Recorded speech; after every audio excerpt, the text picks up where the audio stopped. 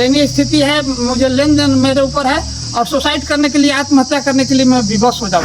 सारा पैसा कहाँ चला जा रहा है इसका पता नहीं है। विद्यालय में विकास के नाम पर कोई सामान नहीं आता है। सारा पैसा उन्हीं के अपने ही गमन करते जाते हैं और हक के लिए बोलेंगे तो कहते हैं तुम मेरा मालिक है। ये ग्राउंड में लेप्टस का पेड़ था, वो सब कटा बिका, तो उसका पैसा कहाँ है आप लोगों को? मास्टर बताएंगे। अच्छा, नमस्कार, आप देख रहे हैं गगन न्यूज और अभी हम आए हैं किसान हाई स्कूल, जहां से हम शिक्षा प्राप्त किए हैं और हमारे गुरुजन जो हैं इन लोगों का समस्या है, उन सारी चीज़ों पे हम बात करते हैं और सर लोगों से पूछते हैं कि क्या क्या समस्या है सर। तो आइए हम लोग बात करते हैं। हाँ सर, पहले नाम बताइए अपना। मेरा नाम अवधेश पाल है। मैं इसी विद्यालय का 1995 से हम इसमें सेवा देते आ रहे हैं और पिछले हमारी समस्या मूल रूप से यह है कि मैं दिसंबर 2023 में हमारी तबीयत ख़राब हुई, जो कि विद्यालय के काम से रांची में गया था और ठंडी लगने के कारण से हमारा फिर तबीयत ख़राब होती है और मैं बेड रेस्ट में चला जाता हूँ। मैं इसका एप्लीकेशन हेडमास्टर साहब को देता हूँ कि मेरी तबीयत ख़राब हो गई है, मैं बेड रेस्ट में चला गया हूँ और जब तक मैं स्वस्थ नहीं हो जाता हूँ तब तक मेरा अवकाश स्वीकृत करने की कृपा की जाए। परंतु मैं 4 महीना बेड रेस्ट में रहा। इसके बाद मैं विद्यालय में आया, मुझे हेडमास्टर के द्वारा उपस्थिति नहीं बनाने दिया गया। कहा कि नहीं सर, आप रेगुलर अनुपस्थित हैं, इसलिए मुझे अभी समझने दीजिए। समझते समझते 3-4 महीना जब बीत गया सर, तो मैं फिटनेस बनवाया, गढ़वा सदर हॉस्पिटल से फिटनेस बनवाया। इसके बाद मैं यहाँ दिया कि सर अब तो मेरा सिग्नेचर बनाने दीजिए। फिर भी नहीं बनाने दिया गया तो मैं 1 अक्टूबर शायद को मैं DO जिला शिक्षा पदाधिकारी के यहाँ मैं एप्लीकेशन दिया कि सर हमारे प्रभारी प्रधानाध्यापक जो हैं मुझे अटेंडेंस बनाने से रोक रहे हैं, अतः मुझे इस पर उनको मार्गदर्शन देने की कृपा की जाए। लेकिन आज तक वहाँ से भी कोई सूचना नहीं मिली और न कोई रिप्लाई हुआ। इसके बाद मेरा पेमेंट भी, पिछला पेमेंट भी काट लिया गया। उनके अनुसार 30,000 3 महीना का पिछला पेमेंट काट दिया गया। इसमें सुना जा रहा है कि अभी तक पेमेंट तो हुआ नहीं है और न सहमति ली जाती है शिक्षकों से कि अनुदान कैसे वितरण करना है। ये इनका मनमानी बिल्कुल चल रहा है हमारे हेडमास्टर का, और यही मनमानी का प्रतिफल है कि विद्यालय गर्त में चला गया है। जब से ही प्रभारी प्रधानाध्यापक बने हैं तब से विद्यालय की दुर्दशा हो गई है।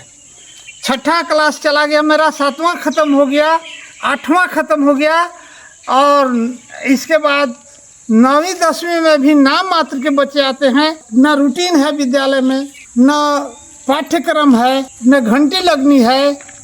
इस विद्यालय के कोई मौगार नहीं है, कोई केवल उनका काम है अटेंडेंस काटना। शिक्षक के आधा घंटा 10 मिनट 15 मिनट विलम्ब होता है, हेडमास्टर तुरंत अनुपस्थित। अच्छा, हेडमास्टर का क्या नाम है सर? हमारे प्रभारी प्रधानाध्यापक जो तत्कालीन हैं, वर्तमान में जो हैं, उनका नाम श्री शंभू ठाकुर है।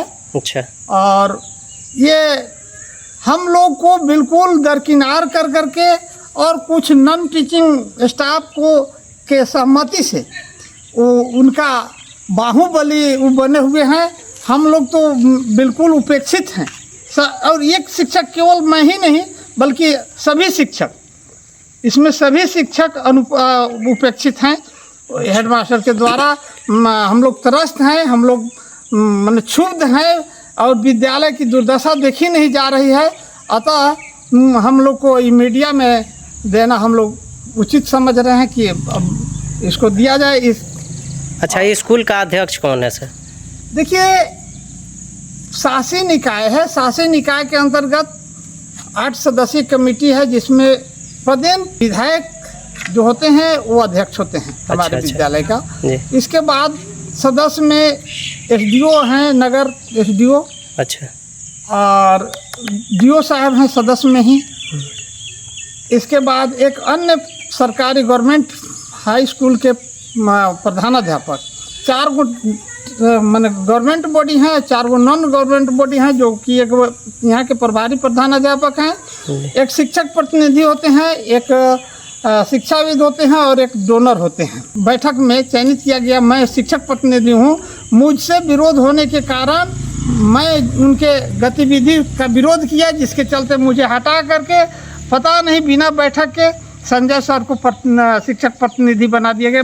मुझे इसका दुख नहीं है कि संजय सर को शिक्षक प्रतिनिधि क्यों बना दिया गया। दुख इस बात का है कि आखिर उसका प्रक्रिया होना चाहिए ना, बिना प्रक्रिया के ही पद से हटा दे रहे हैं। हाँ, पद से हटा दे रहे हैं। जी सर। अभी यहाँ छात्र छात्राओं का संख्या कितना होगा सर लगभग? छात्र छात्रों का संख्या लगभग नामित बच्चे 450 से 500 लगभग होंगे।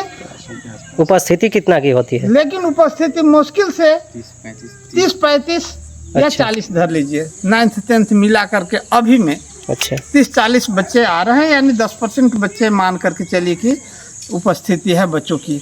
इसके लिए उनको कान पर जू नहीं रेंगना है कि हमारी उपस्थिति कैसे बढ़ेगी। तो सर इसका मुख्य कारण क्या रहा होगा? जैसे कि अभी आप बता रहे हैं कि 30-35 बच्चे आ रहे हैं, जिसमें कि 500 बच्चों का नाम यहाँ पे है, तो इतना बच्चा क्यों कम आ रहे हैं? बच्चे क्या कारण हो सकता है? यहाँ पढ़ाई नहीं होती है क्या?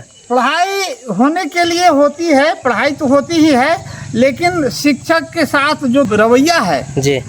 शिक्षक आधा घंटा लेट आते हैं, उनको हाजिरी काट देना, अच्छा शिक्षकों को बिना सहमति लिए बगैर सब काम कर देना, निर्णय ले लेना। अच्छा। अभी अनुदान भुगतान हुआ है, भुगतान करना है, उसका बन गया कि पाल सर को नील कर दिया गया है, जबकि मैं 4 महीना बेड रेस्ट में, उसका पूरा कारण है सर देखा जाए, मैं बेड रेस्ट में डॉक्टर के एडवाइस पर हूँ, बिल्कुल असमर्थ था, लेकिन मुझे पेमेंट जो है नील कर दिया गया है, मेरा पेमेंट 0। अच्छा, आपके पास पूरा डॉक्यूमेंट है? पूरा डॉक्यूमेंट है सर, देख लिया जाए ji. Bed rest at home, doctor Sanjay Kumar, फिर भी मेरे साथ मैंने घोर अन्याय किया जा रहा है। इसके लिए मैं यथा संभव प्रयास कर रहा हूँ, दौड़ धूप रहा हूँ, लेकिन उत्तर कहीं से नहीं मिल रहा है।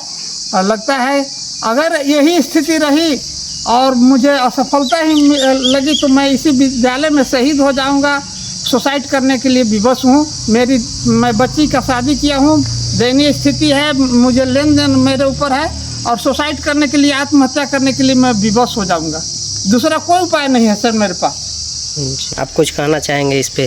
हम यही कहना चाहेंगे कि वित्तीय अनियमितता विद्यालय में घोर है। अब जैसे जितना भी अनुदान से पैसा आता है विद्यालय विकास में 1 रुपया भी खर्च नहीं होता है। अच्छा। सारा पैसा कहाँ चला जा रहा है इसका पता नहीं है। विद्यालय में विकास के नाम पर कोई सामान नहीं आता है ना। अच्छा अच्छा। यही है विद्यालय के भी, माने विद्यालय में कुछ नहीं है, न टेबल है, न कुर्सी है, न बेंच है, छात्र भी हैं तो उनको भी कोई व्यवस्था नहीं है। किताब में भी पैसा लिया जाता है, क्या करे, सरकारी किताब आता है उससे भी पैसा तो सिलते हैं बच्चों से। गुरुजी लोग कहते हैं कि ये जी इनको एगो दे दीजिए, तो है ये नहीं है, कहते हैं कि नहीं है।